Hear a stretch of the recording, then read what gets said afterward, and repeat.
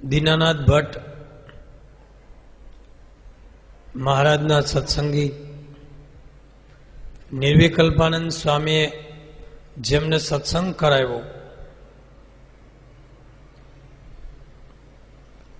18,000 શ્લોક કંઠસ્થ ભાગવત, એને સત્સંગ કરાવો એટલે કેટલી વિદ્વતા, કેટલો શાસ્ત્રાર્થ કરવો પડ્યો હશે.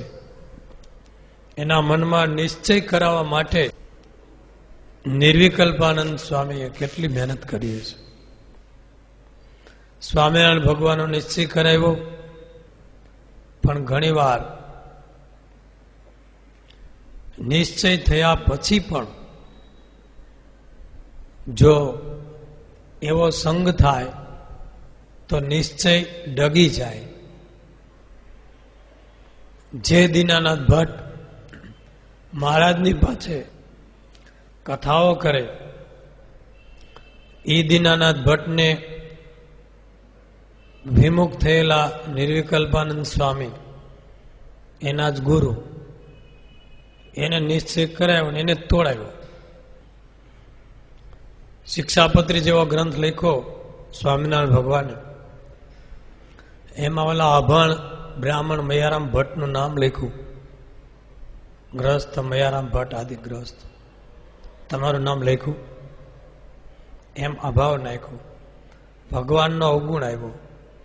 હયાત હતા છતાં નિશ્ચય ડેગો, પૂજા છોડી, સત્સંગ છોડી દીધો, મહારાજના દર્શને આવવાનું પણ છોડી દીધું. વિમુખે એનો ભાવ ભજવો. નિષ્કાળાનંદ સ્વામી પ્રકરણ લખે છે, ભગવાનનો આશરો છોડ્યો, ત્યાર પછી એની દીકરી જમુના, એને ભૂત વળગ્યું. એકની એક દીકરી, લાડલી દીકરી, એને આ ભૂતનો વળગાડ થયો. એવી ધૂતકારીઓ મારે ધૂણે ઘરમાં બહુ ઉત્પાત મચાવે. દીનાનાથ ભટ્ટ તો વિદ્વાન હતા, એટલે બીજા વિદ્વાનોને, શાસ્ત્રીઓને બોલાવી પાઠ બેસાડ્યા, ભૂત નિવારણના ઉપાય કર્યા, પણ ભૂત જાય નહીં. અને તેમ તેમ બધું ઉત્પાત કરાવે. સ્વામી લખે છે કે નાખે પહેરાના લુગડા ફાડી નાખે. ભોજન જમતા હોય, ભોજનના પાત્ર હોય, એમાં બહારથી મળમૂત્ર, કચરો એવું બધું નાખે અને બધું ભોજન બગાડી નાખે. વાસણો તોડી નાખે, ઘરમાં ધમાલ કરે.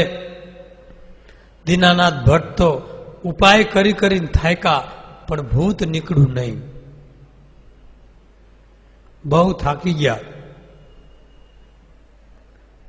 સ્વામી લખે છે, દીનાનાથ ભટ્ટને ન વળગ્યું, એની દીકરીને વળગ્યું. કારણ કે એની દીકરી વિમુખ હતી, અને દીનાનાથ ભટ્ટે તો મહારાજના શ્લોકો અને અષ્ટકો કર્યા હતા ને, અને મહારાજની ભક્તિ પણ કરી હતી, એટલે એને ભૂત ન વળગી શક્યું. પેલા એની દીકરીને વળગ્યું.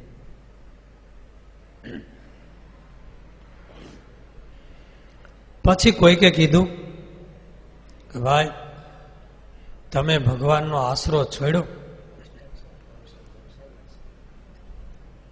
એટલે તમને આ ભૂત વળગ્યું.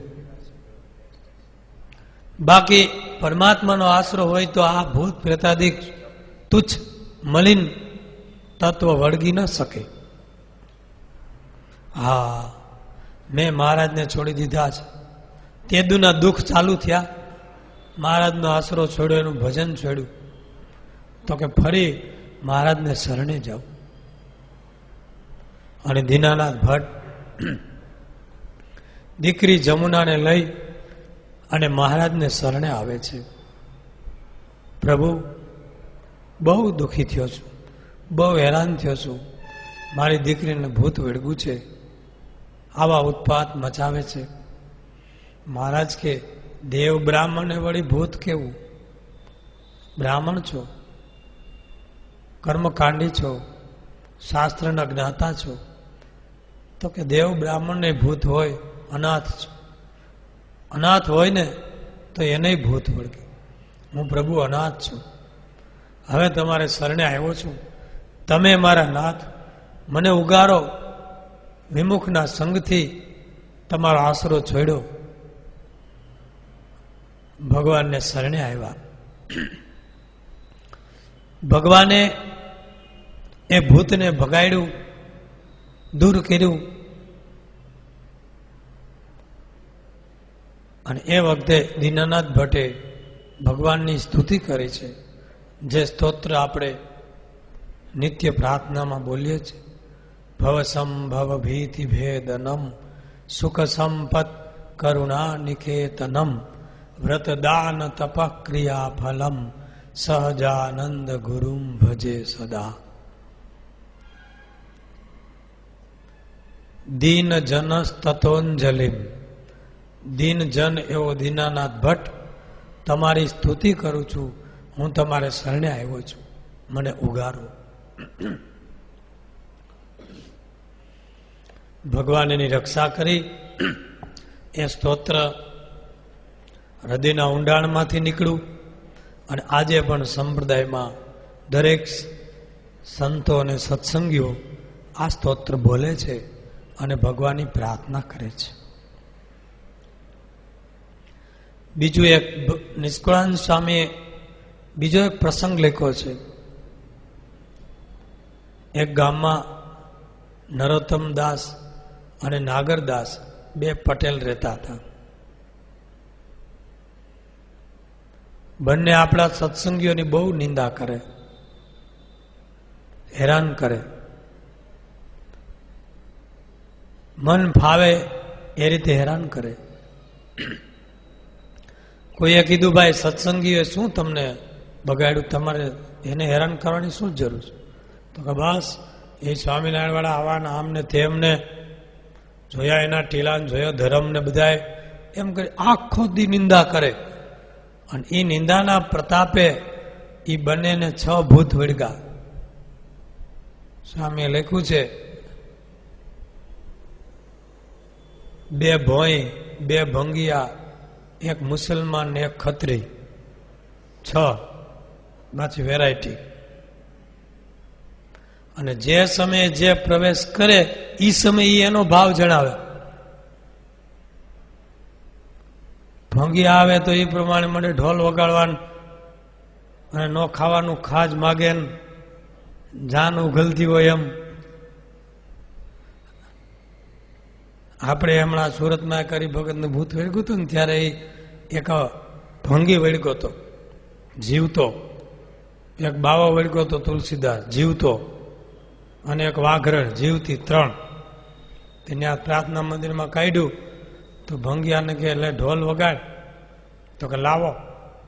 તો ઢોલકી આપી તો ઢોલકી અડી નહીં, કે આ નહીં, આ હું બળું, અહીંયા વગાડી આની ભાંકે, ન વગાડી. સામે લખ્યું છે, આવે તો અખાજ માગે, ખત્રી આવે તો હોયસ હોયસ કરે, વજન ઉપાડતો એમ. મુસલમાન હોય તો એ રીતે માગે, એવી ચેષ્ટાઓ કરે. કોઈ હુવારે, કોઈ બેઠો કરે, કોઈ ખવડાવે, કોઈ દોડાવે. રાત્રિ દિવસ હેરાન હેરાન થઈ ગયા. એ 2 જણાને ભૂત વળગા. કોઈએ કીધું કે તમે સત્સંગીઓની નિંદા કરી, એનો પ્રતાપ છે, હવે માફી માગો અને ભગવાનનો આશરો કરો. પછી એનું ભૂત નીકળ્યું અને સુખી થયા. નિંદાના પ્રતાપે પણ ભૂત વળગ્યું.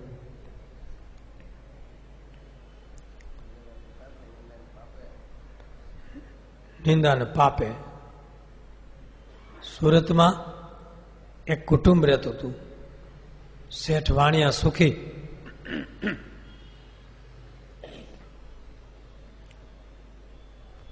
કુટુંબ બહુ સુખી, મકાનો સારા, હવેલીઓ.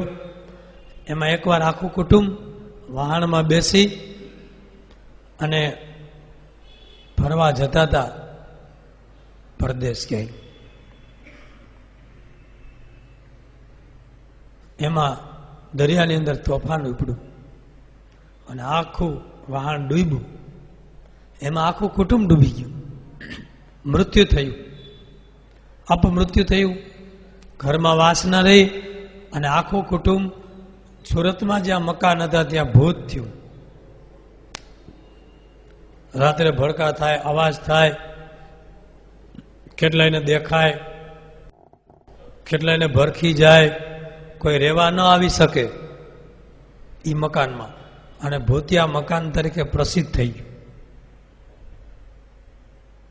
આ પણ શ્રી હરિચરિત્ર ચિંતામણીમાં પ્રસંગ લખેલો છે. પછી મુક્તાનંદ સ્વામી આદિક સંતો સુરત ગયેલા સત્સંગ માટે, ત્યારે ઉતરવાની જગ્યા પૂછી ત્યારે કોઈએ કીધું એક હવેલી મકાન છે સરસ, પણ એમાં આ રીતની લોકો માન્યતા રાખે છે કે આમાં ભૂત થાય છે, વાણિયાનું કુટુંબ મરી ગયું છે, તમને જો વાંધો ન હોય તો એમાં ઉતરો. સ્વામી કે કાંઈ વાંધો નહીં, એનું સારું થશે. તો મુગ્ધાનંદ સ્વામી આદિક સંતો ઉતર્યા. જેવી રીતે ગોપાળાનંદ સ્વામી ધોળકામાં પેલો બ્રહ્મ રાક્ષસ પાઠશાળામાં થતો હતો અને ઉતર્યા, એમ જ મુક્તાનંદ સ્વામી ઉતર્યા છે. અને એ રાત્રે ભૂતો બધા આવ્યા છે અને સ્વામીએ પોતાના પ્રતાપથી, મહારાજના ભજનથી એ ભૂતોનો ઉદ્ધાર કર્યો છે. ઘણા બધા કોઈ ઘરમાં અપમૃત્યુ થયા હોય અને જો ઘરમાં વાસના હોય તો એ ભૂત થયાના દાખલા છે. આપણે જુનાગઢમાં ઘણા એવા મકાન છે, કોઈ જોયા હોય. હમણાં મને આજે જ એક ભાઈ કહેતા હતા કે આપણે વિશાલ ટાવરમાં પણ કંઈક એવી માન્યતા કે અફવા છે, એમાં કંઈક કોઈક મજૂરિયા પ્લાસ્ટર કરતા કંઈક પડી ગયા હોય ને મૃત્યુ થયા છે અને નીચે કંઈક દરગાહ છે. એમાં થોડા સમય પહેલા ત્રીજા માળે એક કુટુંબ રહેવા આવેલું. આ વિશાળ ટાવર છે, આપણે મંદિરે જતા ત્રીજા માળે, 2 માળમાં જ છે ઓફિસો ને બધું, ત્રીજા માળથી કાંઈ છે નહીં. ત્રીજા માળમાં એક કુટુંબ રહેવા આવેલું. એમાં એને રાત્રે વળગ્યું અને એ ભાઈ કે અમે નજરે જોયું, ત્યાંથી સીધું બારીમાંથી એને ઝંપલાવ્યું. માણસો ભેગા થઈ ગયા, પછી એની રીતે ઉપાય કરવામાં એના ગૌમૂત્ર છાંટ્યું, ઓલું છાંટ્યું. તો બોલ્યો એ કે આ ત્રીજા માળથી ઉપરના બધા માળ છે, એમાં કોઈ પણ આવશે તો એનો હું જીવ લઈશ, એ બધા મારા છે. જ્યાં હોય એટલે એ વર્ષોથી મકાન ખાલી પડ્યું છે, મફતમાં પણ કોઈ રહેવા જતું નથી, કારણ કે ભૂતની પાસે કોણ જાય? કોઈ સાહસ નથી કરતું, કોઈ ભાડું નથી, કોઈ ફી નથી. કાંઈક 10 કે 11 માળનું બિલ્ડિંગ છે.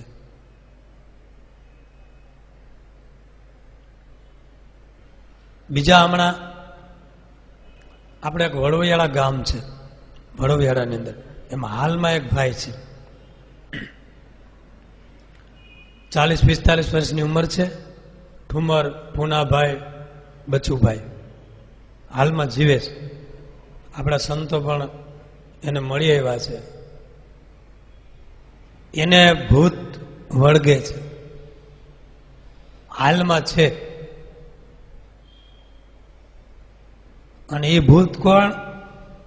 આપણા સત્સંગી મર્યા પછી એક ભૂત થયા છે, અને એ કે હું હરિભગત છું અને આવે છે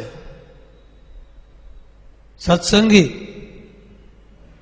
આવે એટલે ચેષ્ટા ફરી જાય, બોલી ફરી જાય, અને ભૂત પાછા હરિભગત ભૂત એટલે બીજા હેરાન નથી કરતા. બધાને મંદિરે જવાનું કે મંદિરે જાજો, 11 કરજો, ભજન કરજો, અને કેટલાયને મંદિરે જાતા કરી દીધા. મને કાલે જ અંબાલાલભાઈ વાત કરી, હમણાં ગયા હતા વડોવિયાળા, એને મળી આવ્યા છે. આપણે પણ સંતો મળી આવ્યા છે, અને મંદિરે જાતા કેટલાને કરી દીધા. તો કોઈ પૂછ્યું, એનામાં આવ્યું આવે ત્યારે પૂછે કે તમે સત્સંગી થઈને ભૂત થયા? સત્સંગી થોડા ભૂત થાય? તમે સત્સંગી એટલે ક્યારે સત્સંગી? કોણ? તો કે ગુણાતીતાનંદ સ્વામી વખત નો છું. સ્વામીની દર્શન કર્યા, સત્સંગ કર્યો છે એમ કે છે હાલમાં. તો કે ગુણાતીતાનંદ સ્વામીનો સત્સંગ કર્યો ને તમે ભૂત થયા, આ તો અમને મનાય નહીં. તો કે મારે વાસના હતી. હું વાસના હતી? તો કે મારા કુટુંબમાં એકને મારે સાધુ કરવો, મારા વંશમાં કુટુંબમાં એકને સાધુ કરવો, અને જ્યાં સુધી સાધુ નહીં થાય ત્યાં સુધી ભૂત રહેશું એમ કહે છે. ને હાલમાં હજી છે, હજી કોઈ સાધુ નથી થયું. ભગવાન જાણે કેદી થાય ઉદ્ધાર એનો. એકને મારે સાધુ કરવો થાય તે દિવસ. અને અટાણે એમ કે જેના શરીરમાં છે ને, મેં કીધું એ ઠુમર પૂનાભાઈ બચુભાઈ, એના શરીરમાં છે, જો હવે સાધુ નહીં થાય તો આનો જીવ લઈ લઈ એમ કે છે પાછું. તો કે અટાણ સુધી ગુણાતીતાનંદ સ્વામી વખતે અટાણ સુધી તમે ક્યાં હતા? તો કે આ પીપળામાં હતો. મંદિરની ઉગમની તરફ પીપળો છે, જૂનો, બહુ જૂનું ઝાડ છે, કે એમાં હું રહેતો. અને અટાણા હરિભગતમાં છે. એના ઘરના એના સભ્યો બધા કહે છે, આવે ત્યારે આમાં હાથ રાહ થઈ જાય છે અને અમને તરત ખબર પડી જાય, પછી એને અમે કાંઈ કહી નહીં, આખું રૂપ જ બદલી જાય. મંદિરે જાય, ભજન કરે છે, બધું કરે છે. જુઓ, મહારાજે કીધું ભૂત કે બ્રહ્મ રાક્ષસનો દેહ આવશે, હેરાન હેરાન થઈ જશો. પ્રથમનું 18મું વચનામૃત છે. ભક્તિ કરી છે તો કોઈક કાળે આવશે કામ. શું કર્મ હોય ભગવાન જાણે. પણ અત્યારનો હાલ તો જીવતો જાગતો વર્તમાનનો કિસ્સો છે. અને એને 7-8 વર્ષથી વળગેલું છે. એમાં છેલ્લા 3 વર્ષથી વધારે દેખાડો દેશ ને બધી વાતો કરે છે.